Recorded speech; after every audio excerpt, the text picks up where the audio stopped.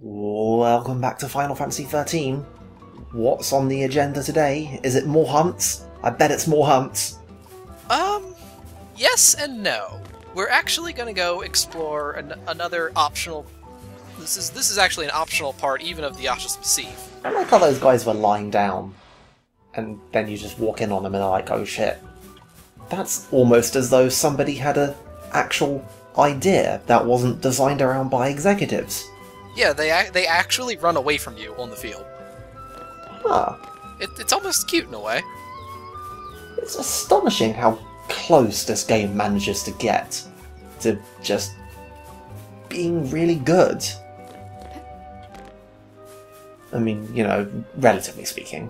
You're lost. Just admit it. Fang, we're in a canyon. We can't get lost here. There is literally a single path forward. And, you know, we have a map. And we're walking in the correct direction anyway. I mean, did they just randomly pipe up with comments every so often if you're not walking, if you're not at the cutscene point? Pretty much. Oh, well, I guess it'd be too much to expect for a game like this to have an actual, you know, running around in circles detection algorithm. Because, you know, that's something that only happens in games that don't spend years and years and years in development hell and ultimately rushed out the door.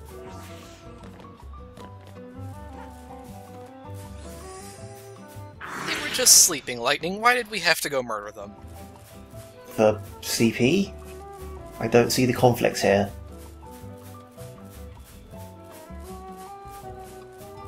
I mean, seriously, were we supposed to feel bad for them? They weren't doing anything. That one looks interesting. Okay, so, as I mentioned last video, this is the Munchkin's big brother, the Munchkin Maestro. In addition to the obvious thing of, you know, having way more HP and hitting harder, he has a unique little thing called Goblin Enhancement. Ha ha ha ha. Yes, it's a pun. And it will do two things. First, it will cast Bravery and Vigilance on one of the smaller Munchkins, and it will enable their special attack, Goblin Punch. I imagine Goblin Punch does the same thing, but it's done in every other Final Fantasy since the dawn of time. By which I mean lots of damage. Yes, more or less. I mean, as much as the Munchkins can actually do damage. Well, okay, serious question, is it actually a threat? I mean, really? Not particularly. If you have like 3 or 4 of them attacking you at once that all have Goblin Enhancement on them, then yeah, it can get dicey, but not on its own, no. Well, you know, it sounds like, you know, if you reach that point, then you're bad at the game. The other thing of note is that if you kill the Munchkin Maestro, and there are still other Munchkins on the field, one of them will actually become another Munchkin Maestro. My god. Like, again, with the surprise game design. Also, cutscene? Yeah, this is the second one of those optional cutscenes for the area. You know, I gotta say, this is weird. And this one actually even pertains to the plot. When we were young, we were Lies. always taught that someday we'd be attacked by the demons of Cocoon. And look at us now, waltzing back into Erba, with the very people we were chosen to take up arms against. Just for reference, this is not Erba. Yeah. This is actually the city of Padra, which the game will acknowledge by absolutely nothing. We don't even get a date. We don't even get a location data log for it. I was going to say, aren't we pointedly not waltzing into Erba right now? I mean, isn't this specifically not the correct direction? Like, we have gone in literally the exact opposite direction of Erba, yes. And cracked Cocoon's shell. Well then. I guess this must be one of those cutscenes that they kind of thought out before the game was finalized and they had to put it somewhere and they had to just put it here, I guess. Cocoon's version of the War of Transgression must have been built up around what you two did. I didn't do anything. I just got turned to crystal, and I can't even remember why that happened. Don't even have the memories to show for it. Vanille. It's all my fault. You know, I'm people beginning to think died Vanille might be a bad because of liar, me. just saying. You're beginning to think that? It's over. Those souls can rest. I'm pretty sure that we've been thinking that for... I'm gonna go with about 9 chapters. I mean, seriously? Yeah, that sounds about right. Okay, so for real, is there actually anything of interest here other than a hunt? Sort of. It does have a... that depends. Do you consider, prominently featuring in the sequel to be interesting? Well... Hang on. Did that just say we're gonna kill a Munchkin maestro? Yes, it did. But... But we had to fight one to get here, yes we did. But... Hang on. Look, just don't ask questions. Just spare yourself, it's not worth it. I mean... For God's sake, it's even back! We're going to kill another one! It's not enough that we kill this Munchkin maestro, having just been tasked with killing, and I quote, a Munchkin maestro. We have to schlep the whole way across the fucking map and kill that one specific Munchkin maestro. Does he ever at least have unique stats? Or something? He has 4 Munchkins instead of 3. They couldn't even bring themselves to do a lazy palette swap. Nope, here he is, right around the corner here. Exactly the same fight. Well, gee. We're gonna have a little fun with this first. Fun? Ooh, shiny. So there's Lightning's 5th ATB segment. Well, that's nice. And this means that now she has one of the better crowd control combos. Say pretty much it's with 5 ATB, you can go straight from a blitz into a ruin go. Ooh. Isn't there a skill that makes that specifically very awesome? There is, but I don't know if she has it yet. I don't know if we've actually clarified this in video and directly addressed it. But when you say we're getting another ATB gauge, the speed at which we can take turns remains constant. So it's not like, we've gone from 4 ATB things to 5, so we spend longer charging up and can do more moves. No, we spend the same amount of time charging up. We can just now do 5 moves. Although, ironically, that also kind of makes Lightning drift a little bit out of sync, because she's doing more moves and she doesn't animate faster. So, yeah, syncing in this game is weird. Yeah, I mean, it's one of those things where sometimes you want that, and sometimes you don't. Like here with a staggered enemy, I actually want Lightning out of sync, because it means that I can juggle them better. Just another battle. I'm gonna say but if I needed to actively get something staggered right now, I typically want them in sync so I can blast them with 8 or 9 attacks from a Ravager at once. Yeah. You'd think, there are enough buttons on the goddamn controller and enough sufficiently little complexity in the actual battle controls that you think they could have just had a hold off button, hold this button down and your guys will not attack, and then let go and everyone attacks at once. I mean, that's really not very complicated. Well, technically Final Fantasy XII had that. It had that exact thing. Only it used it to stop everyone from automatically attacking so you could run away. Which, again, game design, but I digress. Anyway, now we can warp between here and the start of the Ashes Massif, and we'll just have a quick look here around Padra. It's a ruin. Yes, it is. It's very ruiny. Like, what the... He's very bad at actually hitting me. I had to help him out there at the end. Is he also very bad at fighting? Yeah. This is a lesser version of the hunt that we had in the end of the other video. The generic version of him. So also dies quite quickly once properly engaged, but can't actually pose a threat to you? That's fair. Oh, that sounds like a worthwhile enemy. I don't remember offhand if it has miasma, but it does have the wind slash ability, although it only hits once instead of like 5 times. And yeah, once you stagger it again, it's done. You can't do anything.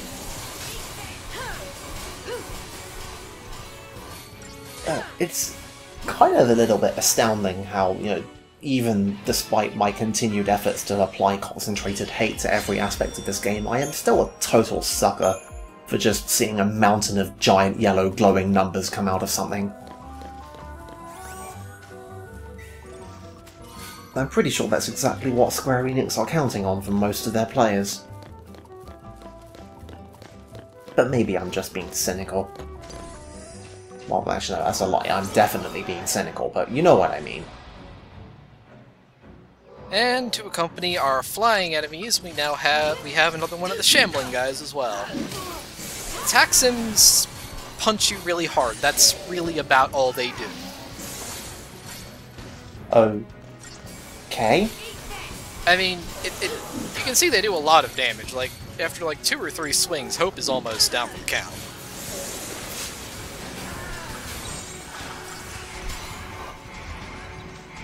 Yeah, what do they at least have the good grace to die fast? You wish they did.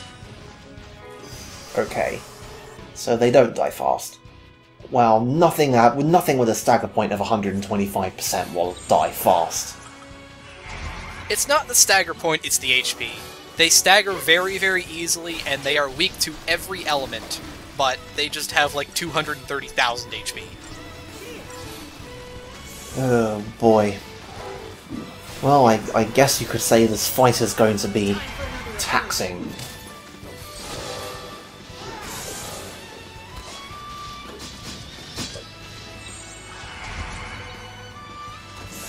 I apologize, that was uncalled for.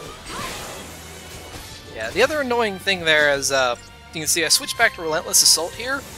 Because of a quirk with the AI, if you have 2 commandos on the field, they will prioritize attacking different enemies. Feature, not bug. It even says straight up in the paradigm description for, whatever the fuck it's called, aggression, that the Ravager and the Commando will team up and the other Commando. You know, in your defense, it's a really dumb thing, but it's a deliberately dumb thing. I mean, I know it is, and I've actually actively made use of that. Like when we have those fights with those like 5 little slug things, I will specifically use aggression because Fang will then do her blitz on another group, and then I can hit all of them at once. I mean, you know, it's not like you can't see what the logic behind it was. It's just I can't believe that they didn't see that there are a lot of circumstances when you specifically want to exactly not do that. That's one of the things that will be addressed in the sequel, actually, but... Yeah, that was one of the... That's something I actually have to give 13-2 credit for, is that they actually addressed this properly. They did a good thing.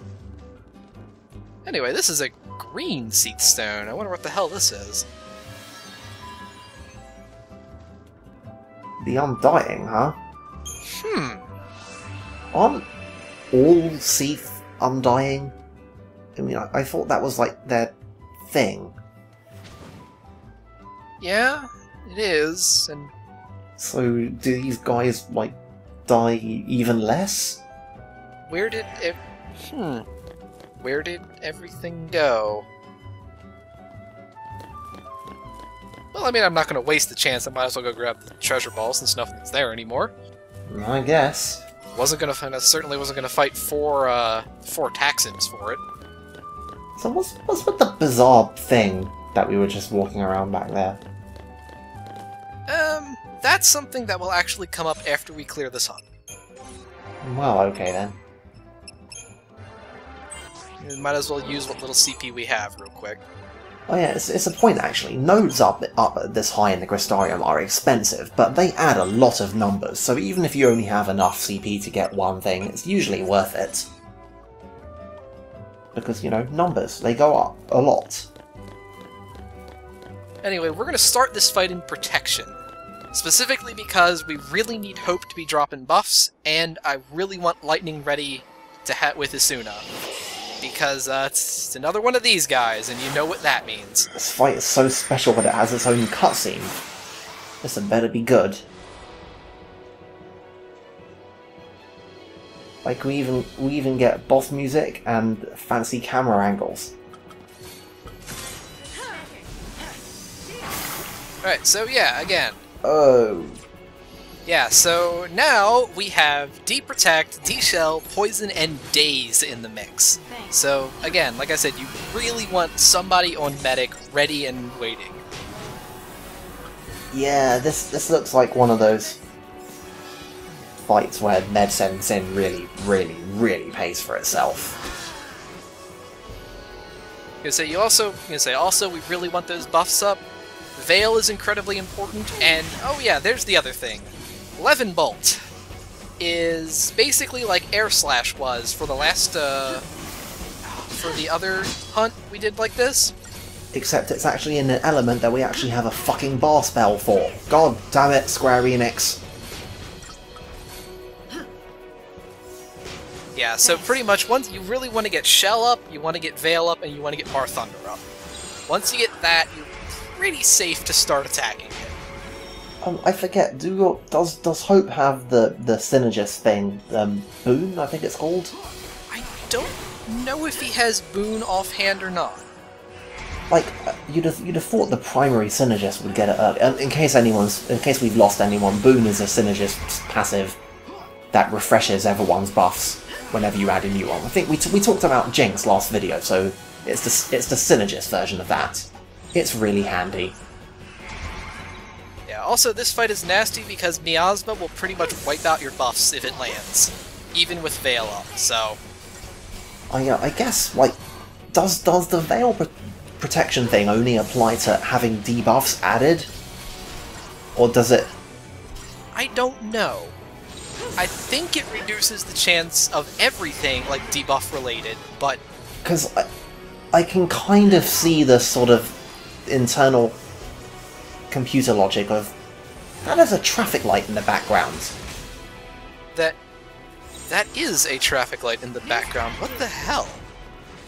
Like, and it's bright enough to still have the colours on it. Like, what? I've never noticed that before. Thanks. What?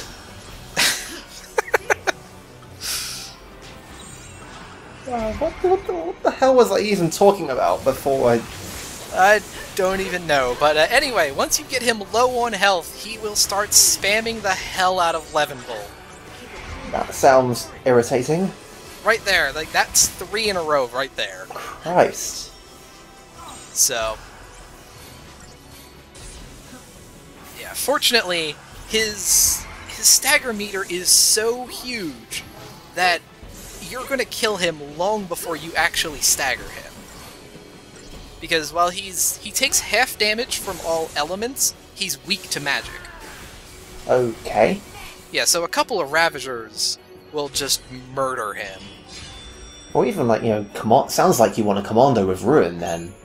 Because you're doing non-elemental magic damage and you've got a damage boost. Hey, he dropped a shop! He did!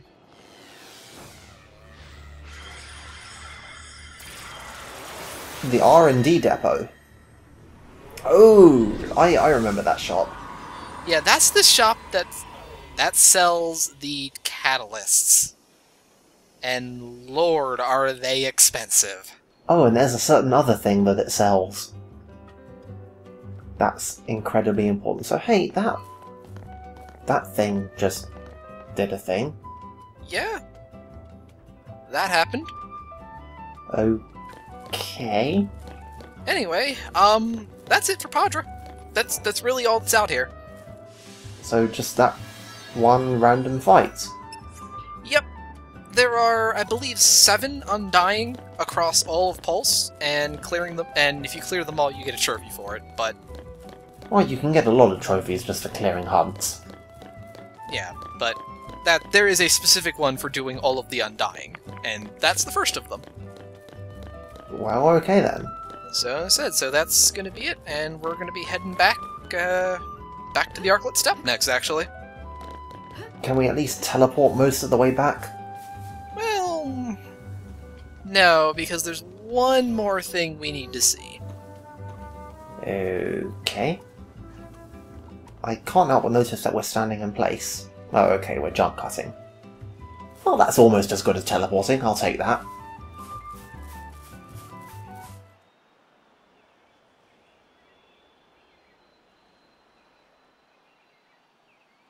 You gotta be ready to drop by now. Oh, good, it's another cutscene. I won't. I know my limits, unlike some people. No, you don't. Whoa. Now who's the I think tough guy? most of the shit that happened to Hope happened because he does not understand things like limits. What was that? A grand pulse fal'Cie. Used to see it flying around all the time. And they said it had a home. Somewhere near Erba. So that's good news, right? If we stay on its tail, we should end up in your village. Let's follow it. Right. What a great idea. That's all we have to do is fly over that mountain, and we'll be right on its tail. Hey, wait a minute.